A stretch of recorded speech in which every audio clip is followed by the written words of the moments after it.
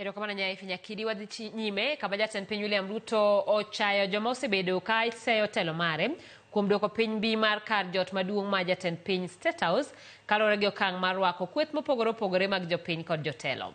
Ruto wacho ni okang' mare mar luongo jopiny e kar jot maduong' ma jatend piny en kaluwore gi chenro mare mar kelo jopiny mochando machiegni kod mesa mar telo kata bottom up. Chris Owino nigi ler. E bodwe achiel mokalo, rangach mar State House oseyaw maduong' ne kidinye duto mag jopiny kaachiel gi jotelo. Next month tunapatiana shilingi bilioni 5 kwa vijana ambao wanafanya biashara. Josiasa, jotend ute lamo, rowere nyaka jopuonj duto osebedo welo mag jatend piny William Ruto e romo mohewo 30 e bodwe achiel kende. Okang' ma kamano osemiyo josiasa maketo sirikal tesre go tok William Ruto kod kit Kamasia kuom loko State House, paw siasa kendo duoko duong' mare piny.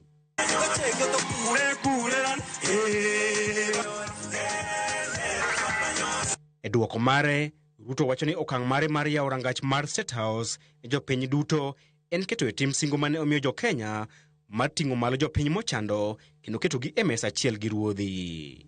Ni kwamba wale hawajui maana ya bottom up.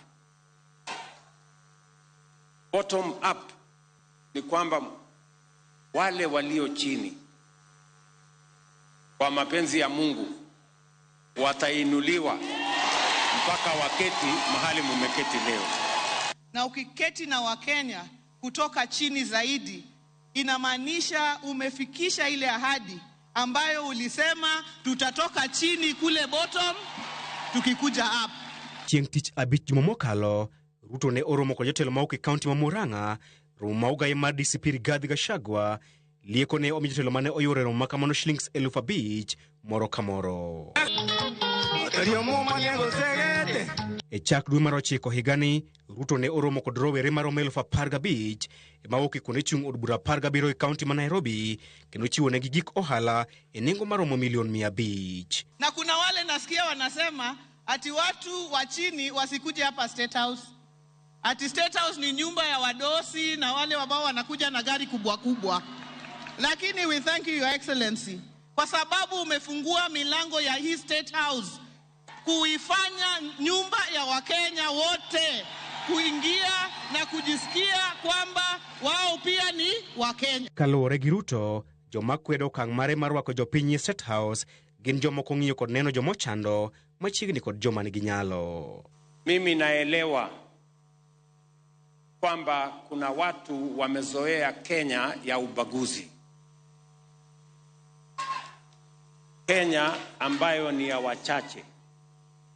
Lakini tunawaambia Kenya is transforming. Kenya is changing. We are having a paradigm shift. And that is why every citizen of the Republic of Kenya matters. Ng'uro osebete ni sirikal tiyo gi omena mathoth e bago romo ma kamago e kinde ma skunde mag piny owacho to pok oyudo omena mag siro weche mag somo. Chris Owino, Ramogi TV, Nairobi. Gavana ma Homa Bay Gladys Wanga osiemo jogo ma olok dhogi ndong' ne bedo jatend piny Kenya nigi ikre mar rakruok mapek gi jatend piny William Ruto. Wanga wacho ni riwruok mar jatend piny William Ruto gi ogaye mar ODM Raila Odinga biro kelo auka yamo mapek mar siasa e yiero mabiro